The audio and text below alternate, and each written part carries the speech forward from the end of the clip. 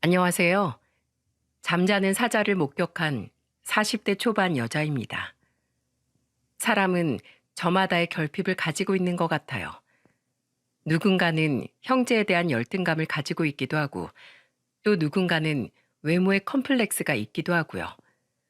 또 누군가는 타고난 가난 때문에 부에 대한 갈증이 있기도 하죠. 그중 최근에 가장 가까이서 제가 목격한 것은 바로 부모의 부재에서 온 마음의 결핍입니다. 이 글은 다름 아닌 저희 동서에 대한 이야기예요. 정확히 말하자면 동서와 저희 시모 사이에서 일어났던 한바탕의 소동이죠. 저는 일남 일녀를 둔 두 아이의 엄마예요. 동대문에서 옷가게를 하고 있고요. 그리고 제 옆역 가게 사장 언니의 주선으로 저는 34세 나이에 2살 많은 남편과 결혼에 골인을 하게 되었습니다. 평생 공무원 생활을 하다 퇴직하신 저희 시아버지께선 신중하고 과묵한 분이셨어요. 반면 시장에서 젓갈 장사를 하시던 시모는 조금 언행이 가벼우셨죠. 게다가 그렇게 나오는 말과 행동들이 주로 사람을 괴롭고 화나게 하는 종류의 것들이었어요. 그런 탓에 시모는 종종 시아버지께 타박을 듣곤 했는데 한동안 겪어보니 시모는 강약 약강의 사람이라 집안의 실세인 시아버지나 자신의 말에 지지 않고 맞받아치는 사람에겐 또 아무 말도 못 하시더라고요. 대표적인 예가 시댁의 삼남매였습니다. 남편과 시동생, 막내인 시누이 말이죠. 할 말 다 하고 사는 남편과 시누이에게 시모는 찍소리도 못했지만 유독 몸도 마음도 유약한 시동생에겐 달랐어요. 도련님은 어머님한테 귀가 쪽쪽 빨려서 사는 사람 같아. 어쩜 저렇게 매번 주눅 들어있고 살도 안 찌셔? 나보다 몸무게도 덜 나가실 것 같은데? 난 여자고 도련님은 분명 남잔데 난 도련님만 보면 보호 본능까지 일어난다니까? 쟤 한 60kg 나가려나? 아유, 내버려둬. 윤철이 걔가 학창 시절부터 얼마나 엄마한테 시달렸는지 몰라. 그래서 나도 엄마한테 뭐라고도 해보고 너도 할 말 있으면 사람 눈 보고 똑바로 얘기하라고 윤철이를 다그치기도 했는데 자긴 무서워서 못하겠대. 어린애도 아니고 다 큰 성인이 스스로 변화할 생각이 없는데 어쩌겠어? 그래도 시동생은 공부는 열심히 했었는지 좋은 대학을 나와 나름 큰 규모의 중견기업에 다니고 있었어요. 하지만 회사에서도 이리저리 치어다니는지 항상 퇴근할 즈음엔 피죽도 못 얻어먹은 꼴을 하고 집에 들어왔다고 남편이 말해주더군요. 결혼 초반에 시모는 저만 보면 못 잡아먹어 안달을 냈습니다. 초장에 기선 제압을 하려는 의도가 딱 보이더라고요. 시모는 며느리라면 무조건 자기 아래라고 생각하는 사람이었거든요. 그런 시모에게 처음 맞는 며느리인 저는 아주 좋은 먹잇감이었을 테죠. 하지만 시모의 그런 행동은 얼마 가지 못하고 끝나버렸어요. 언제 한 번은 평일 아침 식사를 하고 있는데 시모가 대뜸 제게 전화를 걸어 이러더군요. 예, 지금 아침상 사진 좀 찍어서 보내봐라. 내가 우리 아들 결혼해서 아침밥은 잘 얻어먹나 뭘 먹고 다니나 궁금해서 검사 좀 해야겠다. 참 기가 찼어요. 시모가 뭘 원하는지 눈에 훤해서 말이죠. 그래도 뭐 보내라는데 안 보낼 이유가 있나요? 저는 남편과 먹고 있던 토스트 사진을 찍어 곧바로 시모에게 전송을 했습니다. 아니나 다를까 시모는 입에서 불을 뿜을 듯 기함을 하더라고요. 빵? 아니, 그건 간식 아니냐? 너 남편 밥 안 해 먹이니? 우리 아들은 아침에 꼭 밥만 먹는다. 내 아들 힘도 안 나는 저런 빵 같은 거 먹여보내고 회사에서 하루 종일 빌빌대면 네가 책임질 거야? 어머님, 이거 남편이 해달라고 직접 말한 거예요. 그리고 밥이 정 먹고 싶으면 남편이 차려 먹겠죠. 저도 남편도 둘 다 출근하는데 왜 꼭 저만 아침을 차려야 돼요? 어머님, 저 이것도 남편 자고 있을 때 일찍 일어나서 준비한 거예요. 심지어 제가 일하는 시간도 더 길고 퇴근 시간도 늦는데도요. 그런데 왜 저한테 말씀을 그렇게 서운하게 하세요? 앞으로 이런 말씀은 삼가해 주셨으면 좋겠어요. 보세요. 들은 저도 기분 안 좋고 말씀하신 어머님도 기분 언짢아지셨잖아요. 이런 일이 자주 없어야 저도 어머님께 더 잘하겠죠. 그죠? 시모는 어버버하며 말을 잇지 못하다가 이내 전화를 끊어버렸습니다. 일단 대꾸는 했지만 저는 내심 제 성질을 죽이지 못한 것 같아 후회가 되어 통화 내용을 모두 들은 남편에게 물었어요. 그래도 당신 어머니인데 내가 말이 너무 심했나? 미안해. 이 망할 놈의 쌈닦기질. 결혼해선 고쳐야 하는데. 아니야, 됐어. 잘했어. 당신 말 틀린 거 하나 없는데 뭐. 그리고 우리 엄마는 내가 잘 아는데 차라리 처음 저러실 때 이러는 게 나아. 그래야 앞으로 며느리 함부로 대하면 안 되는 줄 알고 안 그러지. 무작정 자신의 부모라고 편들지 않고 제 입장에 서서 말해준 남편에게 고마웠습니다. 그러면서도 한편으론 시모 성격이 오죽했으면 아들인 남편이 저렇게 말을 하나 싶기도 했죠. 이후에도 시모는 포기하지 않고 몇 번이나 저에게 기선제압을 시도했습니다. 저는 남편의 말 덕분에 다행히 한결 마음 편하게 시모의 말을 맞받아칠 수 있었죠. 가령 갑자기 주말에 집으로 쳐들어와 집의 청소 상태를 점검한답시고 제게 잔소리를 한다거나 제 가게까지 찾아와 제 일을 남편의 일에 비하면 몸쓰는 노동직이라며 비하하기도 했었는데 그럴 때마다 저는 웃음을 잃지 않고 시모에게 이렇게 말했었네요.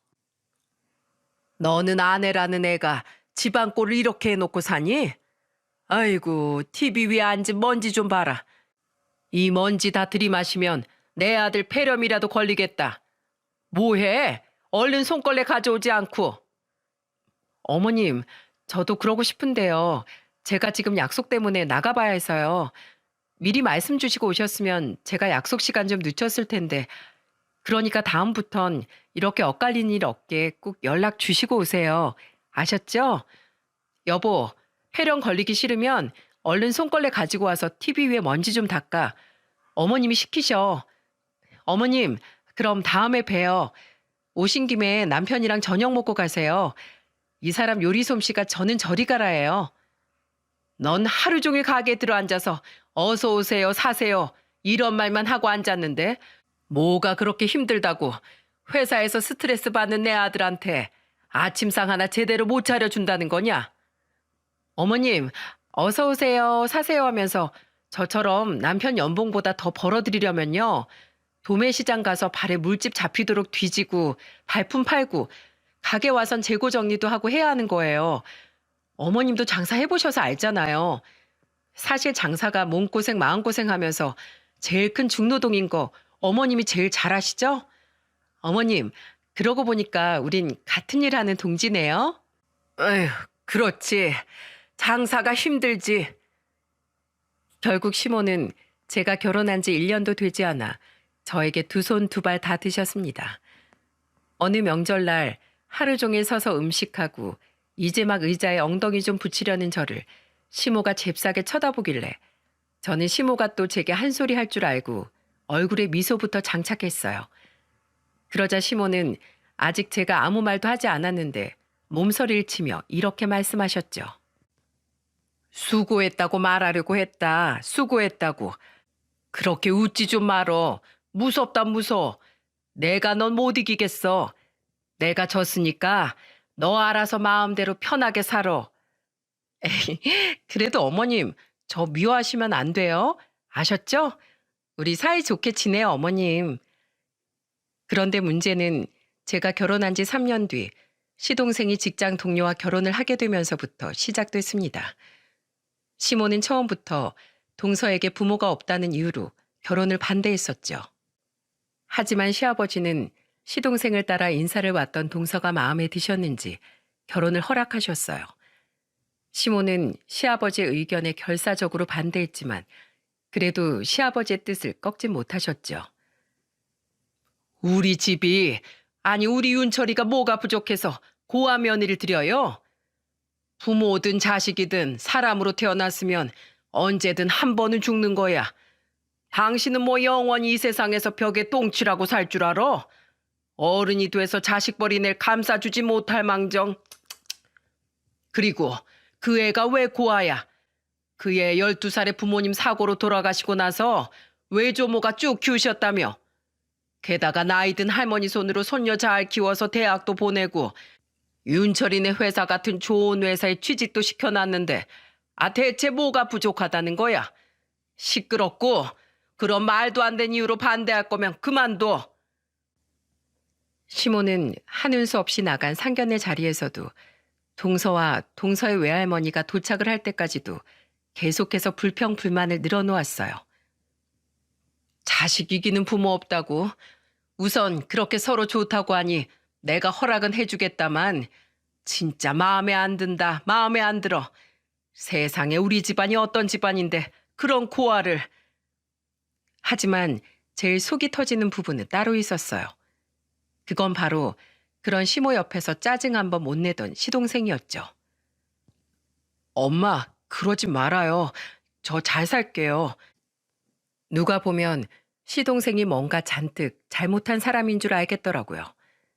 하지만 시모의 만행은 동서와 외할머님이 도착한 후가 화룡점정이었어요. 두 사람이 방으로 들어와 인사를 하며 앉자마자 시모는 인사조차 무례하게 하더군요.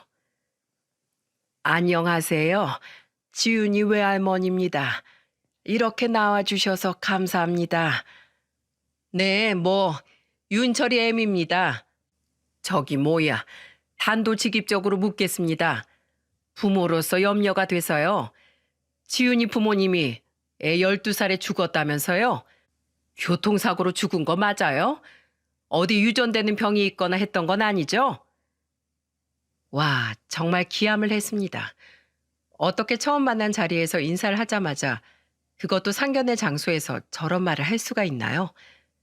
그것도 면전에 대고 돌아가셨다라는 표현도 아닌 죽었다라는 무례한 표현을 쓰며 말이에요.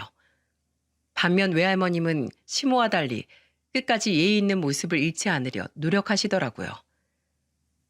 네, 저희 딸 부부가 교통사고로 일찍이 하늘나라에 갔습니다. 그래도 우리 지훈이 부모 없이 컸어도 모난 부분 없이 바르게 자랐어요. 그러니까 우리 지훈이 많이 예뻐해 주세요. 저는 그거면 됩니다. 부디 잘 부탁드려요. 결국 상견례 자리는 끊임없는 시아버지의 사과로 끝이 났습니다. 동서의 외할머니께선 괜찮다고 애써 말씀하시곤 가셨지만은요. 하지만 정작 자리의 주인공이었던 시동생은 결국 끝까지 시모에게 싫은 소리 한 번 하지 못하고 상견례 자리에서도 시댁으로 돌아와서도 고개만 푹 숙이고 있더군요. 저는 그날 이후로 시모와 시동생에 대한 인상이 많이 바뀌었어요. 사람이 조금 모난 구석이 있긴 해도 그렇게까지 나쁜 사람은 아니라고 생각했던 시모에게 오만정이 떨어졌고 유약하긴 해도 숨겨진 강단이 있을 거라고 믿던 시동생은 결혼할 자기 여자 하나도 지키지 못할 멍청이라고 여기게 되었죠. 그래도 어찌저찌 두 사람은 결혼을 했습니다.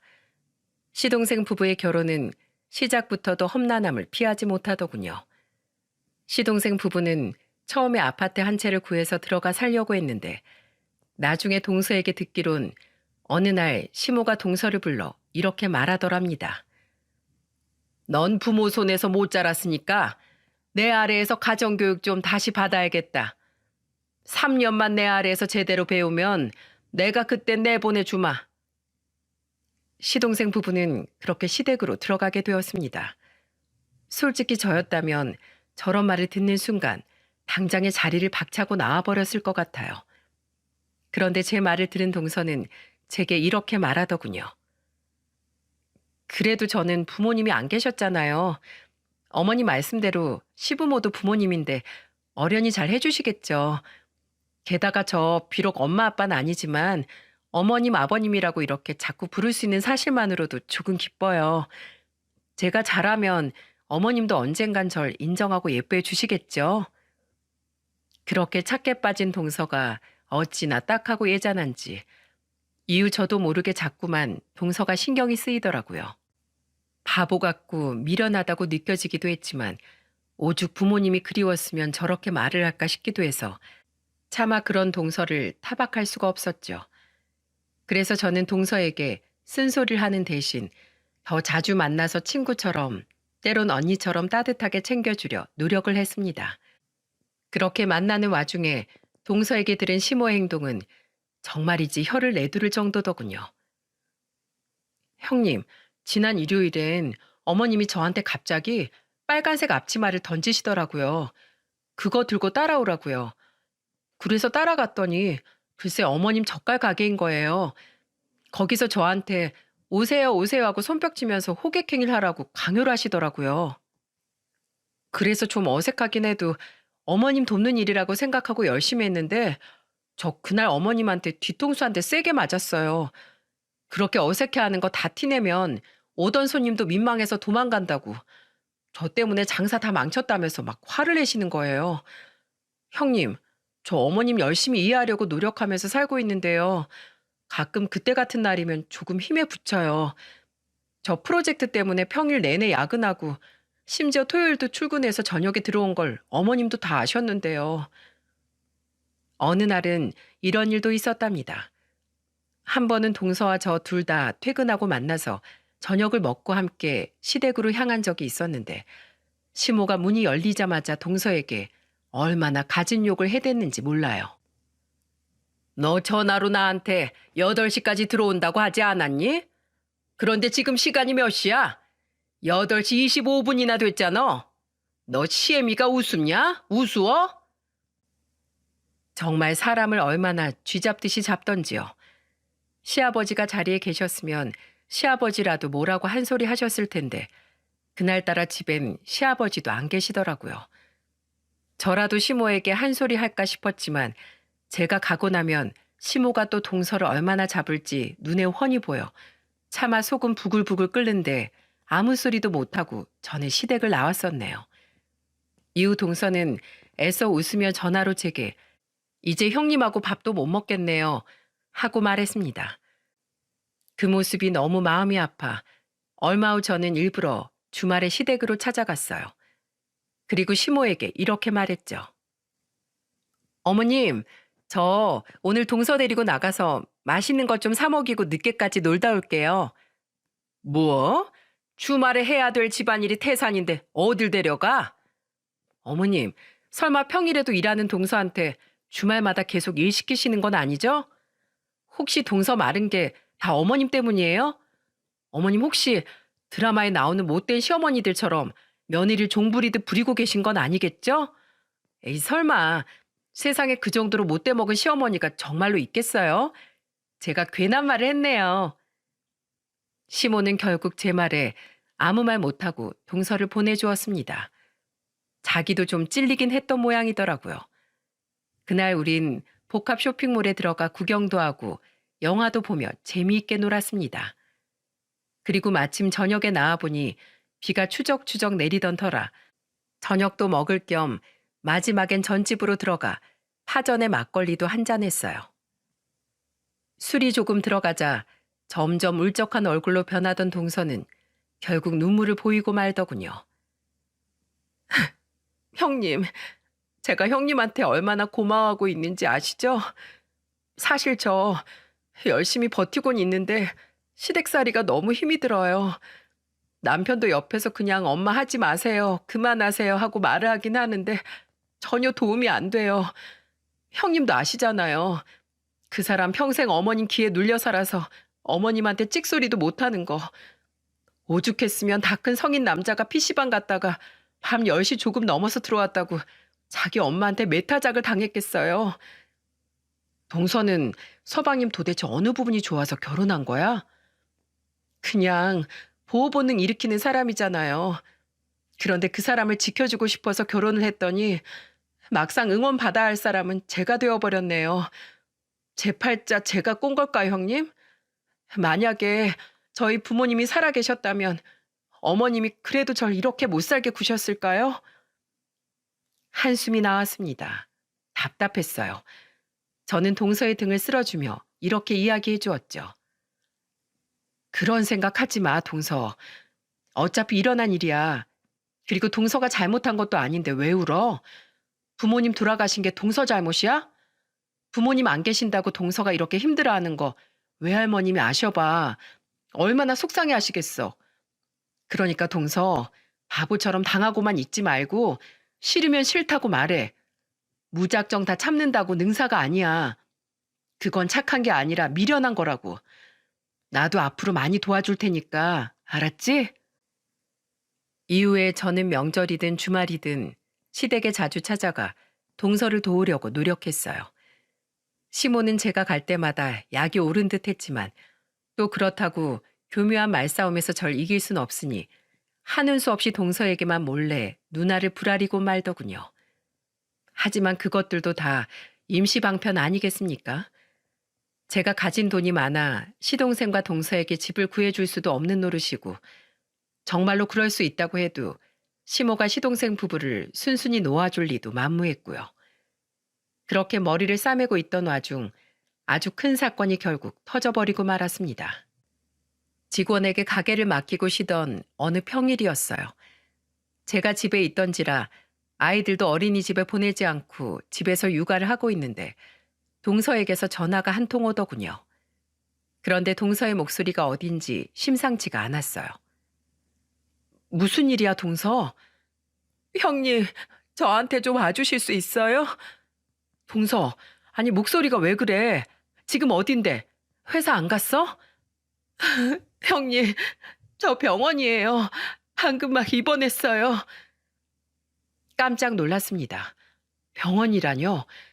저는 자초지종을 말하기 꺼려하는 동서에게 곧 갈 테니 조금만 기다리라고 말했어요.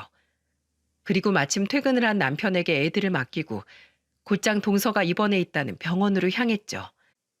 병실 밖 대기실에 나와 있는 동서를 본 저는 너무 놀라 눈이 휘둥그레지고 말았어요. 동서, 이게 다 어떻게 된 일이야? 다리는 왜 쩔뚝거려?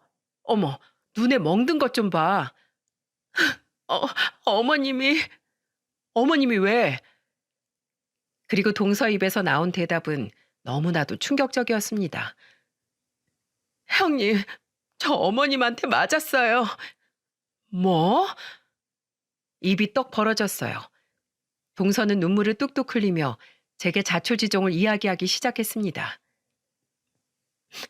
어제 저희 외할머니랑 전화하는데 외할머니가 몸이 좀 안 좋으시다고 하더라고요. 걱정할 정도는 아니라는데 어떻게 걱정이 안 돼요. 그래서 회사에 말해서 어제 밤까지 야근하고 이번 주 남은 3일 모두 휴가 내서 오늘부터 외할머니 댁에 며칠 다녀오려고 했거든요. 근데 어머님이 끝까지 절 안 보내주시려고 하는 거예요. 전 이렇게 애가 타는데요. 그래서 저 처음으로 어머님한테 대들었어요. 다른 사람도 아니고 저를 키워주신 외할머니가 아프다는데 어쩜 저한테 이렇게 모질게 구실 수가 있냐고요. 제가 여태 어머님 말에 말대꾸 한번 한 적이 있냐고. 진짜 어머님이랑은 더 이상은 못 살 것 같으니까 그냥 이 집에서 나가겠다고 말했는데 갑자기 별이 보이더라고요. 동서의 말로는 자신이 집을 나가겠다는 말에 시모의 눈이 완전히 뒤집힌 것 같다고 했습니다. 고아인 동서를 며느리로 들여서 여태 먹여주고 재워줬더니 감히 니까짓게 집을 나간다는 소리를 하냐며 시모는 동서의 머리채를 잡고 휘둘렀다고 하네요. 얼굴도 그때 몇 대나 맞았고 바닥에 엉덩방아를 찧을 때 엉덩이에 멍도 들었다고요. 그래서 어디 크게 다친 거야? 입원까지 할 정도로? 다행히 뼈에 이상은 없고 멍 몇 군데 든 정도예요. 아직 허리가 욱신거려서 걸음걸이는 좀 이렇지만요. 근데 크게 이상이 없어도 2주까지는 의사 재량으로 입원시켜 줄 수 있다고 하더라고요. 그래서 그냥 입원한다고 했어요. 어머님 얼굴 보기도 싫고 그냥 그 집 자체가 지긋지긋해서요. 형님, 저 정말 이제 어떻게 해야 돼요? 동서는 어차피 이 얼굴로 외할머니 댁에 가면 걱정만 시킨다며 차라리 휴가 쓴 김에 며칠 더 쉬고 싶다고 하더군요. 생각을 좀 정리하고 싶다면서요. 크게 몸에 이상이 없던 동서는 오히려 마음을 크게 다친 것 같았습니다. 열이 뻗친 저는 곧장 시동생에게 전화를 걸었어요. 동서가 이런 상태인지도 모르고 시동생은 회사 사람들과 술을 마시고 있더군요. 술이요? 서방님, 지금 동서가 어떤 상태인지는 알아요? 네? 집사람이 왜요? 동서 지금 병원에 입원해 있어요. 서방님, 좋은 말로 할 때 당장 튀어오세요. 네, 네? 당장 튀어오라고. 이후 약한 술 냄새를 풍기며 헐레벌떡 병원으로 온 시동생에게 저는 마구 화를 냈습니다. 동서는 시동생의 얼굴은 쳐다도 보기 싫다는 듯 창가로 고개를 돌리고 있었고요. 여보, 아니 이게 무슨 일이야? 어? 형수님, 어떻게 된 일이에요? 어떻게 된 일이요? 잘나신 서방님네 어머니가 외할머니가 아프셔서 며칠 친정에 좀 가보겠다던 자기 며느리를 골 죽어도 못 가게 붙잡더니 자꾸 이러면 집 나가겠다고 동서가 한마디 하자마자 이 꼴을 만들어 놓더랍니다. 서방님, 정말 해도 해도 너무한 거 아니에요? 왜 이렇게 사람이 못났어요? 남편이란 사람이 제 엄마를 감당 못할 거였으면 결혼을 하지나 말든가. 일단 결혼을 했으면 자기 아내 앞에서 방패막이라도 되어주던가 할 것이지. 서방님이 얼마나 만만한 존재였으면 어머님이 며느리를 이 지경으로 만들어요. 서방님, 진짜 언제까지 이렇게 사실 건데요? 네? 그 작고 마른 시동생은 감수성은 또 어찌나 예민한지 제가 몇 마디 했다고 동서 앞에서 눈물을 펑펑 쏟더군요. 정말 한숨만 나왔습니다. 어쩜 사람이 싫은 소리 몇 마디만 들으면 곧장 울어버린단 말인가요? 여보, 내가 무능력하고 한심해서 미안해. 타고나길 이렇게 생겨먹어서 미안해. 아, 그만 좀 우세요. 울지만 말고 앞으로 어떻게 할 건지 해결 방안을 말씀해 보시라고요. 보다 못한 제가 울지 말라며 성질을 냈지만 시동생은 그저 엉엉 울기만 했어요. 그런 시동생의 말을 가만히 듣던 동서는 고개를 돌려 시동생을 마주보고 나지막이 입을 열었습니다. 그리고 동서 입에서 나온 말에 시동생은 너무 충격을 받았는지 그 자리에서 그냥 굳어버렸어요. 저 또한 의외의 말에 눈이 동그래졌고요. 그래 여보, 우리 이혼하자. 나 도저히 이렇게 못 살겠어. 내가 웬만하면 더 이상 부모도 가족도 잃고 싶지 않아서 악착같이 참고 견뎠는데 이젠 아니야. 내가 뭐 어머님께 죄졌어? 비록 돌아가시긴 했지만 나도 우리 부모님이 낳아준 귀한 딸이고 나를 키워주신 외할머니한텐 소중한 손녀야. 나한테도 분명 내 행복을 빌어주는 부모님도 조모인 외할머니도 있었는데 내가 그 사실을 까맣게 망각했지 뭐야. 내가 이렇게 살고 있는 것 자체가 우리 외할머니 가슴에 대못을 박는 일인데 말이야. 그리고 나 더 이상 당신도 못 믿겠어. 내가 오죽했으면 병원에 왔을 때 당신이 아닌 형님이 생각났겠어. 그만큼 당신은 나한테 전혀 쓸모없는 사람이 된 거야. 당신이 여기서 완전히 정반대로 바뀌지 않는 이상 난 도저히 이 결혼 생활 더는 못하겠어. 믿음도 신뢰도 아무것도 없는데 내가 당신이랑 어떻게 살아? 오늘은 이만 가. 나 어머님 얼굴만큼 당신도 꼴도 보기 싫거든. 시동생은 처음 듣는 단호한 동서의 말에 어지간히 충격을 받았는지 눈물을 글썽이더군요. 그리고 마지못해 시동생이 병실에서 나가자 동서는 한숨을 푹 쉬었어요. 저는 동서의 손을 잡고 물었죠. 동서, 진짜 이혼할 생각이야? 모르겠어요. 사실 그냥 해본 말이에요. 모질게라도 말하면 그 사람이 앞으로 어떻게 나오나 뭔가 좀 변하려나 싶어서요. 아, 이 바보같이 착한 동설 대체 어떻게 해야 할까요? 게다가 동서는 회사의 말에서 2주를 꽉 채워 쉬라는 제 만류에도 결국 입원한 지 3일 만에 퇴원을 하더군요. 이렇게 피하기만 해서야 뭐가 해결이 되겠나 싶다고요.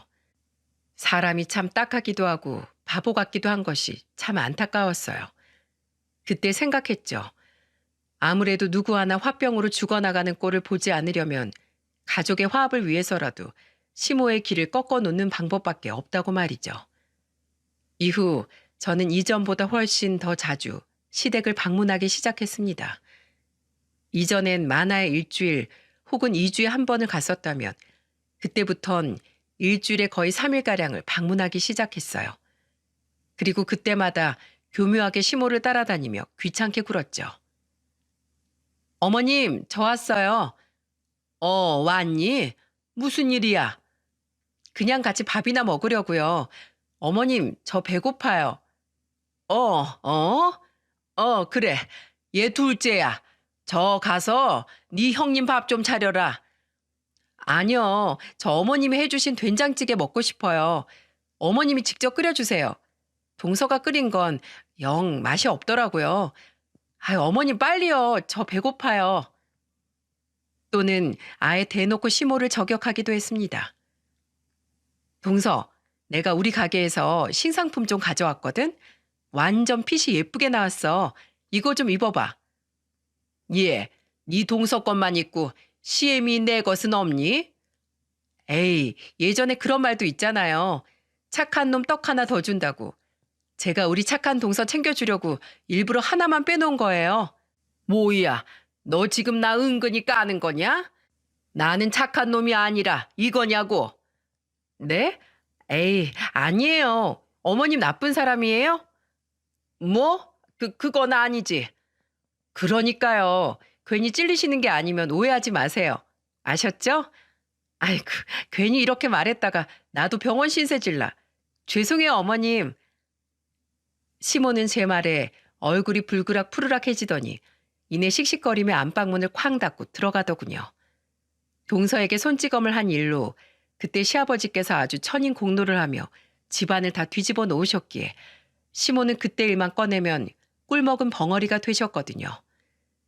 이후에도 저는 시모의 것만 빼고 시댁 식구들의 신발을 사와 선물을 하기도 했고 굳이 시모가 일할 때 남편과 시댁 식구들을 불러 외식을 한 후 보란 듯이 시모가 일을 하고 있는 젓갈가게 앞을 지나가기도 했습니다. 가끔은 결혼한 시누이까지 불러서 말이죠. 제가 이러는 이유에 대한 자초지종을 들은 시아버지와 시누이는 그저 고개를 끄덕이며 필요할 땐 언제든지 부르라고 하시더라고요. 고맙다 첫째야. 나도 못한 내 아내 버르장머리 잡길 네가 대신 노력해줘서 내가 너랑 둘째 며느리한테 차마 면목이 없다.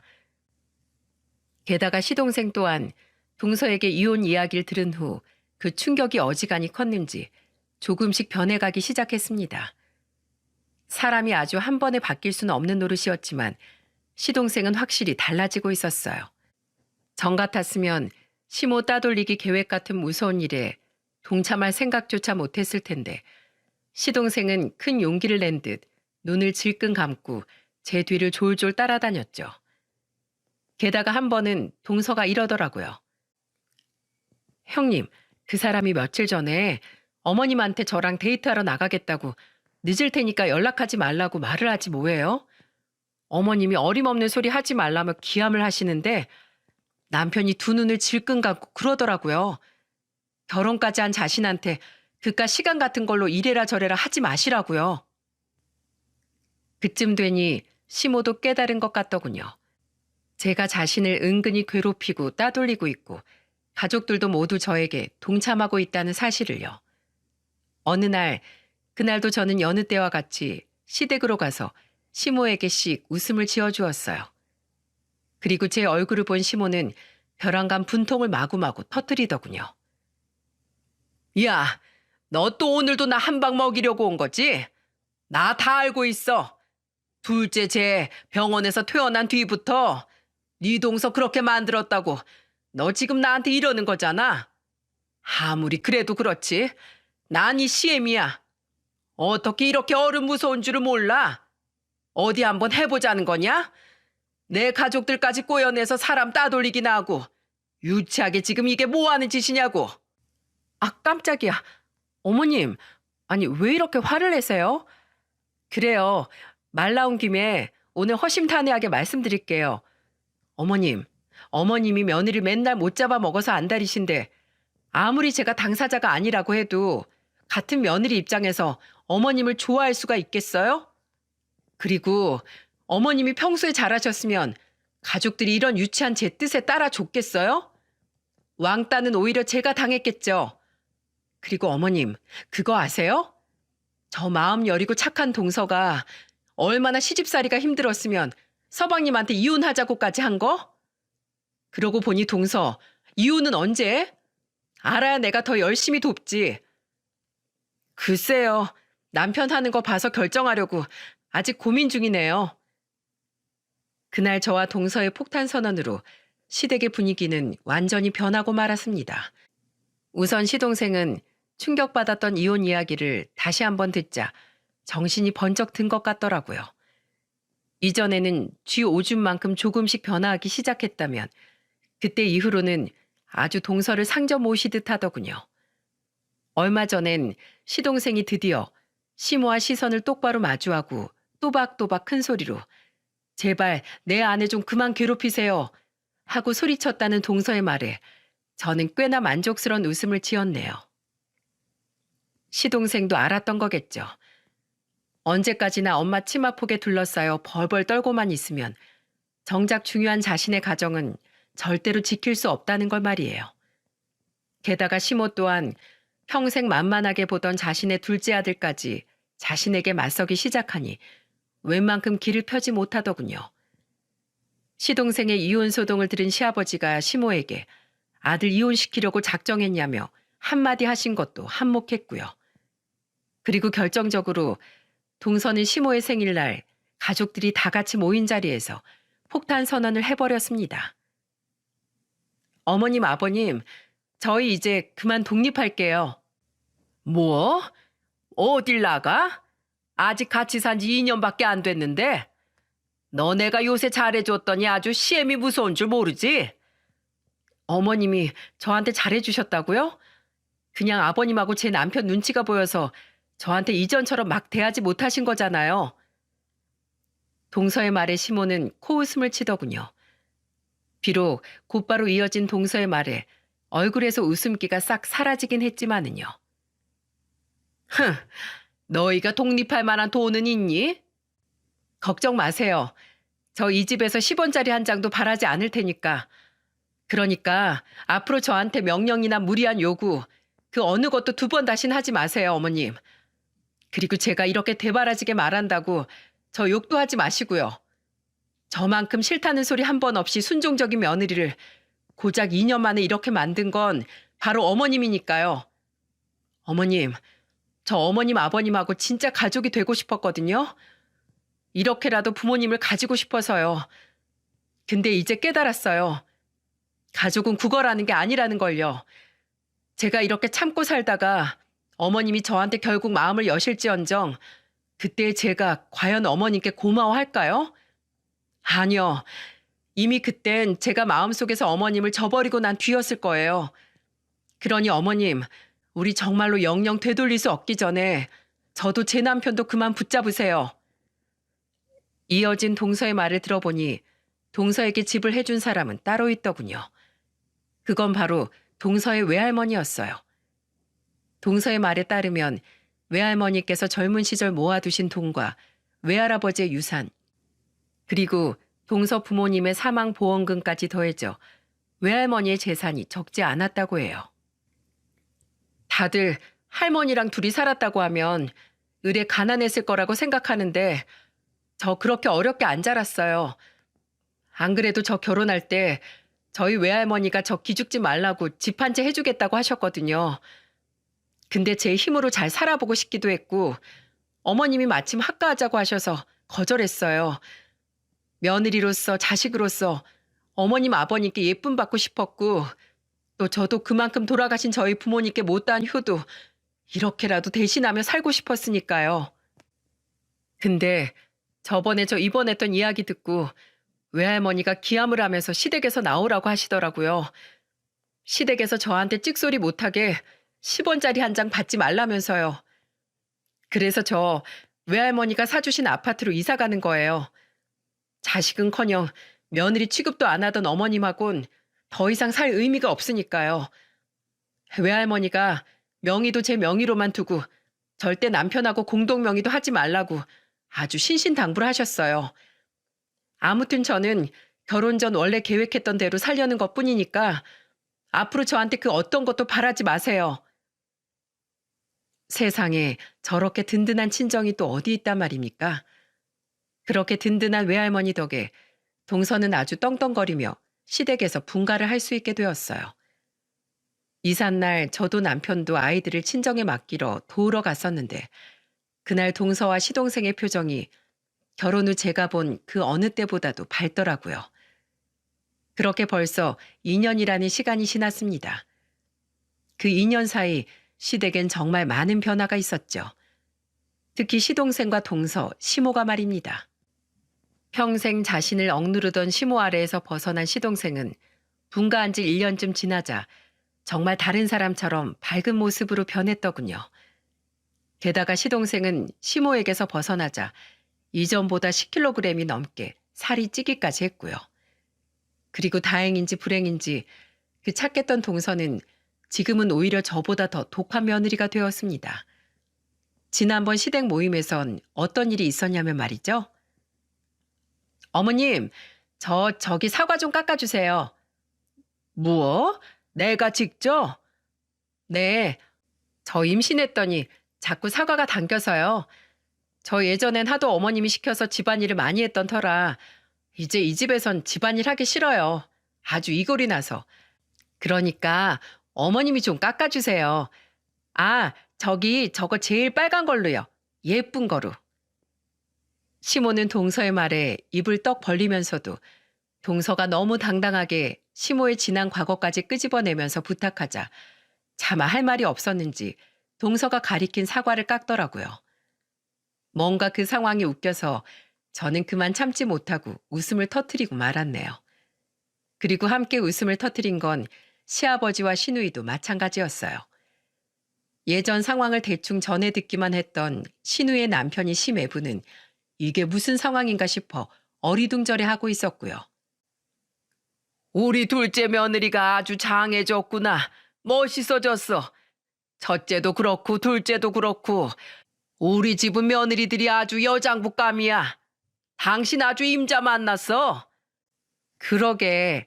엄마, 이제 며느리한테 좀 잘해. 둘째 오빠도 그만 좀 잡고. 이러다 엄마 노년에 정말 왕따라도 당하겠어. 내가 요새 뭘 어쨌다고 그래. 이거 봐라. 임신한 둘째가 구박하는 것도 시키는 것도 군소리 없이 죄다 하고 있구먼. 아주 며느리가 상전이지 상전이야. 얘따 맛있게 먹어라. 꼭꼭 씹어서. 그래도 어머님, 저한테 미안하다고는 아직 안 하셨잖아요. 아, 아니 뭐 그걸 꼭 말로 해야 하나? 알았다 알았어. 내가 미안하다. 그냥 하는 말이 아니라 진심이야. 내가 다 늙어서 추태 좀 부렸다. 젊은 시절 시장 바닥에서 배운 게 윽박 지르고 억지 쓰는 것밖에 없었다 보니 아주 추하게 늙었어. 그러니까 이제 나랑 좀 사이좋게 지내다오. 자식들도 다 집에서 나가고 이젠 집에 재미없는 이 노인네뿐이니 내가 요즘 너무 외롭다. 너희들 시댁 오면 음식이고 설거지고 내가 다 할 테니까 아무 때나 오고 싶을 때 와서 말동무나 좀 해줘. 둘째야, 내가 정말 미안했다. 부모가 없는 너를 더욱 힘겹게 만든 거 말이야. 너희 외할머니께도 내가 직접 찾아가서 진심으로 사죄를 드리마. 시모는 최근 거의 2년 동안 가족들에게 따돌림 아닌 따돌림을 당하며 느낀 게 많은 모양이더라고요. 자신이 휘두르려고 해도 마음대로 되지 않는 것이 자식이고 가족이며 말은 자식들보다 되바라지게 해도 막상 시모를 옆에서 더 챙기고 한 번이라도 더 전화를 걸어 말동무를 해주던 건 바로 며느리들이라는 걸 말입니다. 시모의 입에서 진심 어린 사과의 말이 나오자 시댁 식구들은 모두 놀라다 못해 박수를 터뜨렸어요. 이야, 이게 무슨 일이야?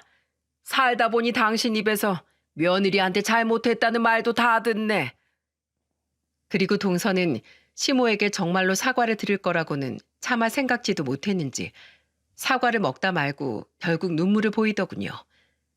그날 이후 동서는 사실 아직도 시모에게 응어리진 마음이 다 풀어지지 않았다며 시모에게 한 번씩 툴툴거리곤 합니다. 최근엔 시모가 싫은 소리라도 한 번 하려고 하면 태어날 손주 앞으로 보기 싫으신가 봐요? 애기야, 할머니가 엄마 괴롭힌다? 하고 임신 5개월째인 자신의 배를 만지며 으름장 아닌 으름장을 놓더라고요. 그럼 시모는 자신이 또 못된 버릇이 나왔냐며 미안하다고 말하곤 굉장히 시무룩해지곤 합니다. 저는 괜히 시모의 그런 모습이 조금 짠해 저희 애들을 시켜 할머니 한번 안아드리고 오라고 시키고는 하고요. 저희 친정 부모님은 저도 제 동서도 참 대단하다며 혀를 내두르세요. 그러면서도 한편으로는 이렇게 말씀하시더군요. 그래도 대단하다. 아무리 우여곡절이 많았어도 너희 시댁 식구 어느 한 사람도 사부인을 무작정 포기하지 않고 미우나 고우나 감싸주며 가족이란 울타리를 지켜내고 있잖아. 그 노력이 헛되지 않게 사부인이 뒤늦게나마 정신을 차려줘서 아주 다행이구나. 엄마의 말을 들어보니 또 어찌 생각해보면 그런 것도 같아 저는 그저 고개를 끄덕였네요. 최근 시모는 저보다 오히려 동서에게 더 잘해주세요. 아마 지난날 동서에게 저지른 일들에 대한 죄책감이 뒤늦게 밀려온 게 아닌가 싶습니다. 동서 또한 시모의 그런 마음을 아는지 최근엔 시모에게 마음을 좀 더 열어 둘이 함께 태어날 아기 옷을 보러 가기도 하고 함께 쇼핑을 다니기도 해요. 진짜 모녀지간처럼 말이죠. 제 사연은 여기까지입니다. 사실 제가 이 사연을 쓴 이유는 다른 뜻이 있어서는 아니고요. 빙빙 돌아오긴 했지만 어쨌든 평화를 되찾은 저희 시댁을 자랑하고 싶어서랍니다. 그리고 그 주역은 바로 동서라고 생각해요. 사람이 착할 땐 한없이 좋은 사람이지만 더 이상 아니다 싶을 땐 단호하게 쳐낼 수 있는 용기를 가지고 있고 또 그럼에도 불구하고 너무 사람에 대한 정이 많아 결국 자신에게 그토록 모질게 군 저희 시모를 넓은 마음으로 품은 아주 커다란 사람이니까요. 가끔씩 시모에게 부리는 투정은 뭐 애교 정도로 봐도 무방하겠죠? 그리고 저는 저희 동서가 혹여 기댈 곳이 필요할 땐 언제든 옆에서 버티고 서서 지지해줄 든든한 언니이자 가족이 되어주려고 합니다. 부모로서의 제 역할은 필요치 않겠죠? 동서에겐 든든한 외할머니와 이제 막 동서를 며느리로서 딸로서 받아들인 저희 시모가 함께 있으니까요. 그럼 다들 어려움 속에서도 다 같이 힘을 합쳐 한 줄기 빛을 찾아낼 수 있는 끈끈한 가족이 되길 바라며 이만 사연을 마치겠습니다. 감사합니다.